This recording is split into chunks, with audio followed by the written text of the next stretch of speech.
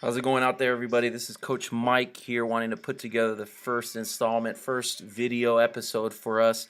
Texoma field hockey, super excited for the season, and we've been at it now for a few weeks, and we're getting in the mix of it. So I'm super excited to put this together for the parents and the players. That for the most part, this is field hockey's new for a lot of us. So this for some that have played, obviously this is going to be a pretty self-explanatory video, but I just want to go through and kind of describe what the field looks like.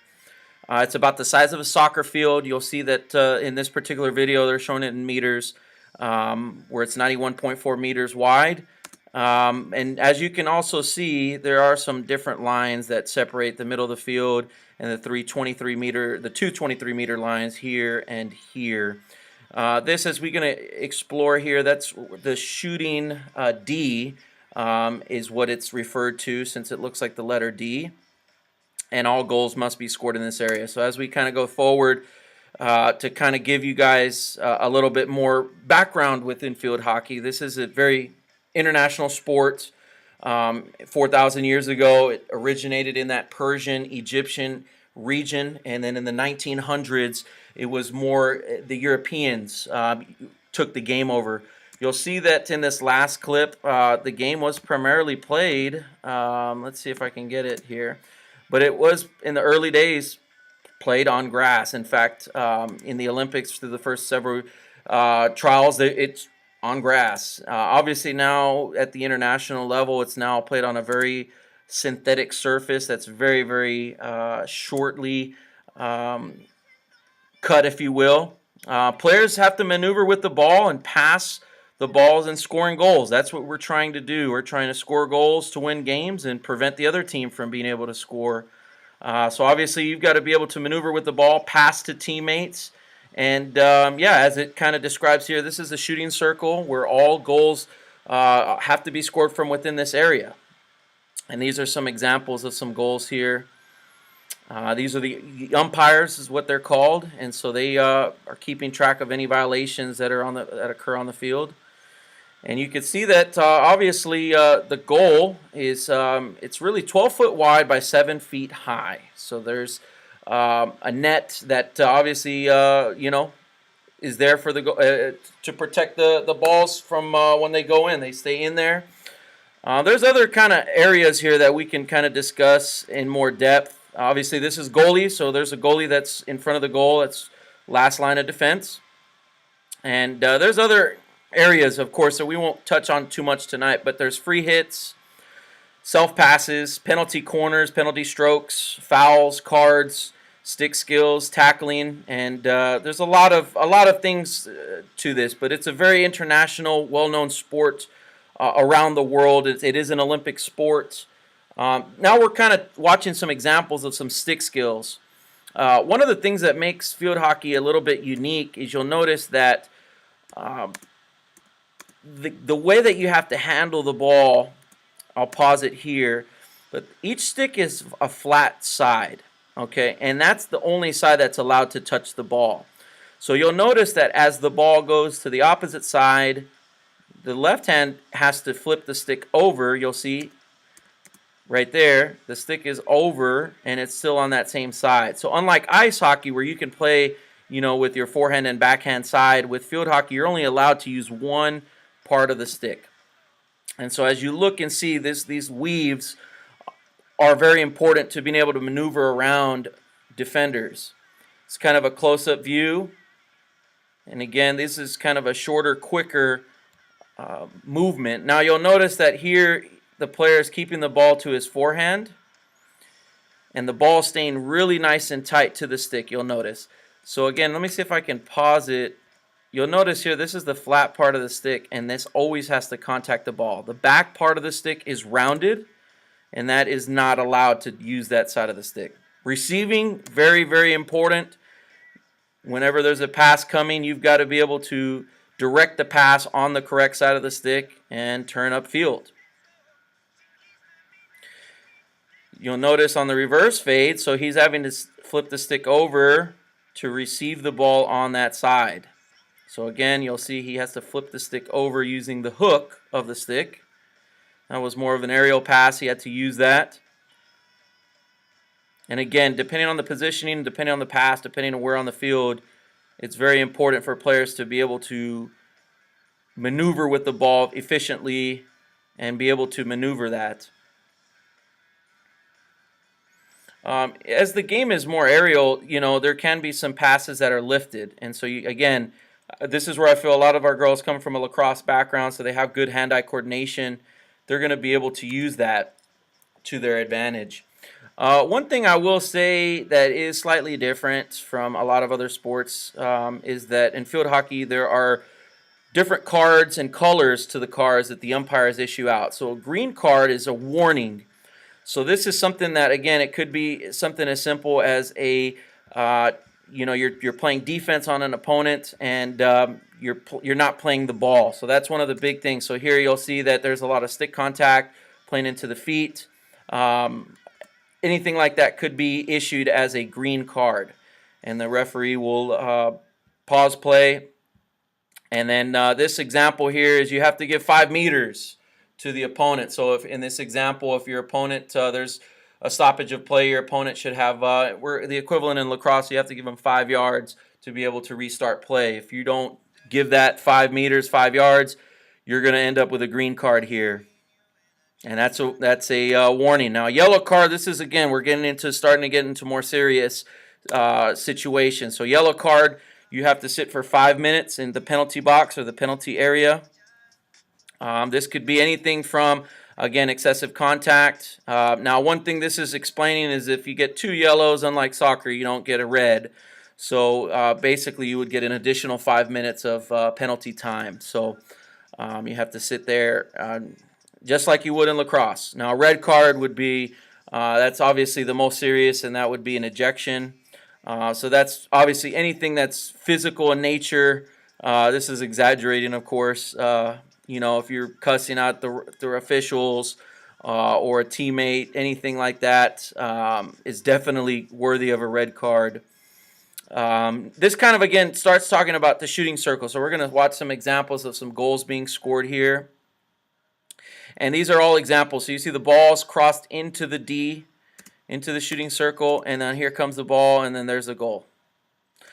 This one is a real good example of a nice shot that actually originated. We'll kind of slow this down for a moment, as this is very important, because you can shoot it from the outside of this area, but if it goes in without anybody touching it, then it doesn't count. So you have to touch it inside. So here again, the ball was played outside the D. The ball's coming into the shooting circle, into the D, and you'll see the player in red is just going to deflect it up over the goalie, and that counts. That's using the reverse side of the stick. This is a penalty corner, and we'll talk a little bit about those in a different video. But that's kind of an equivalent of a free kick in soccer. A corner kick in soccer, something to that nature. You'll see here we're going to kind of talk the examples of, how global the game is. This was the FIH is the International Federation of Hockey, and as you can see, there's a lot of interest. Both the Netherlands and India are two of the best top-rated countries in the world. There's a handful. Argentina, of course. Australia, a lot of the European countries, of course, play. Germany, Netherlands, though, they're kind of a perennial power. See the ball comes shooting in, and then there was a nice little deflection. One thing I will say, and I'm going to back this up to kind of explain to the parents here, but I'm going to pause the video here just so we kind of have an understanding here. But I would say probably 75% of all field hockey goals all occur right here in this kind of danger area that's right in front of the goal. There's not a lot of shots from different angles. It's all usually a scramble in front, especially at our level in high school. It is going to be a scramble, and then there's going to be someone that knocks it in. You'll see here, India's trying to clear it out of their area. You'll see the ball kind of squirts out, and then here comes Netherlands. They're going to shoot one in, and you'll see there's a lot of deflections, a lot of things that happen, and then boom, turns around and scores. Ball comes in outside the D, some deflections, banging it around, boom, scores. Yeah, here's another example of one where there's an interception, and the game is, it's pretty free flowing. And again, it's a very beautiful example of how there's a lot of deflections and a lot of goals happening right in front of the goal. There's a real nice angle and replay that you'll see how this kind of happened. And the player just dives in for it. Ball kind of squirts through, and you'll notice the goalie's charging after it to try and get it out. He's diving for it, but there's a real nice chip shot that goes right over the goalie and goes into the net. Right here, you'll see it chips right over the top and into the goal. This is an example of a penalty corner. So again, in field hockey, it's called a penalty corner. Very, very similar to what a corner kick / free kick in soccer would be. This usually happens when the defensive player plays the ball, whether intentionally or unintentionally, off their foot. You get what's called a penalty corner. So in this case, this player is going to start with the ball here on this hash, and the ball actually has to travel outside the circle, and then it can come back in to take a shot. So you'll notice the typical strategy with this, especially on turf, is this player is called the injector. The player is going to pass the ball here. You'll notice there's a player here that's crouching down. His job is to stop the ball, and then these players here out in the top center are going to be looking to take a shot. You'll notice there's some other players here on the outside of the D. They have to start outside the D, and they kind of crash in to either make a deflection or to finish any ball that kind of lands in that area. So you'll see here how this develops. He'll take his stance. He'll inject the ball in. This player's crouching down nice and low to stop the ball, and then there's a shot immediately, and there's a goal. Obviously, this is world-class level field hockey where players are able to do this. At the high school level, it's very rare for someone, at least at our level that we're going to be playing junior varsity level, that will this occur.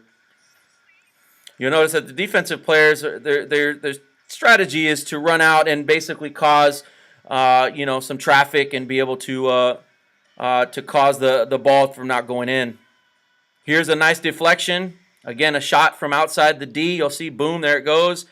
Takes a bounce, and then this player just puts a nice touch on it. And that's a lot of what field hockey is about. A lot of deflections, a lot of different little subtleties. Here, Netherlands is penalty corner.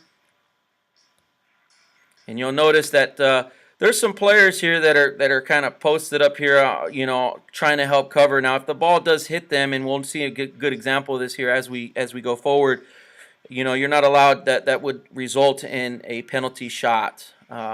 Penalty stroke is what it's technically called in field hockey. A lot of at the international level, the penalty corners is a very, very important facet of the game. And you'll see the goalie is just trying to react and try and make himself as big as possible to try and make us play on the ball. You see the ball just gets stopped outside the D, and then it comes back in, and then there's a nice shot. Here's India with one. And you'll see there it hit off 29, and so they're appealing for it, and they're going to get a penalty stroke. So what the penalty stroke is, it's just like what it sounds, just like you would in soccer. It's a penalty shot. So you'll see the balls here, and then they get one shot. Boom, and then there's a goal. And you see that, a lot of at the international level, these stadiums, they go wild for it. It's a very, very, very popular sport and very entertaining to watch. The game is very fast-paced, and as you'll notice here, there's a lot of scrambling even at this level. Being able to have players such as those that, have a very instinctual knack for being able to score goals, usually play close to the goal. They've got to be able to finish the play, and here's one where the ball gets lifted up in the air, knocked around, and played over, and then, player right there in front, scoring again. Just like I said, there's a lot of goals that happen right there in front of the goal. And there's an example of a penalty corner where it hits the player here, and here comes a penalty stroke for the Netherlands.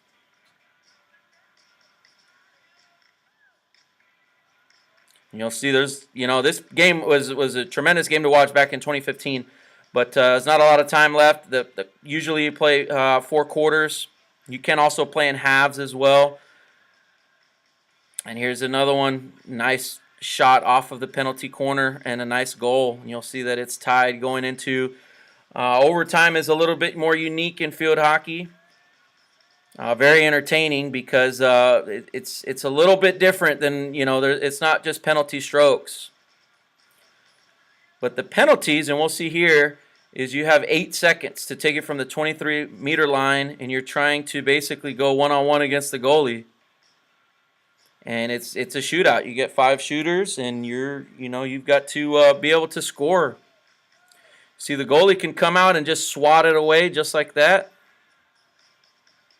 In that 8 seconds, if you shoot and hit the goalie, you can still keep playing the ball as well. So there's some differences to this, but it's very exciting.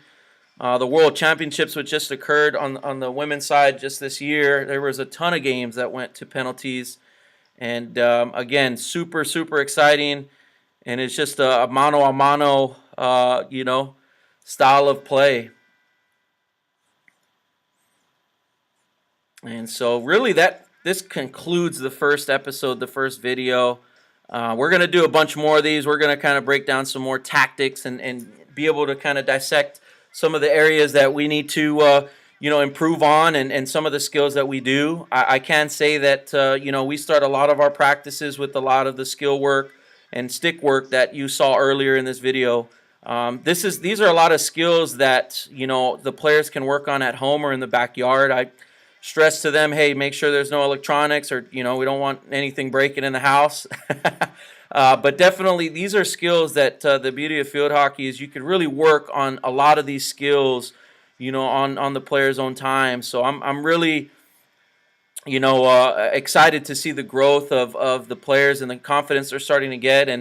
And I definitely, it's been great so far, and I sure appreciate their hard work up to this point. And, here in this particular match, India wins, and, very super entertaining game. 5-5 was what it was in regular time, and then going to penalties. So with that being said, I appreciate y'all watching. This is episode 1. We will definitely have more of these, and I sure appreciate everybody's time. So y'all have a nice evening, nice day, and till the next one.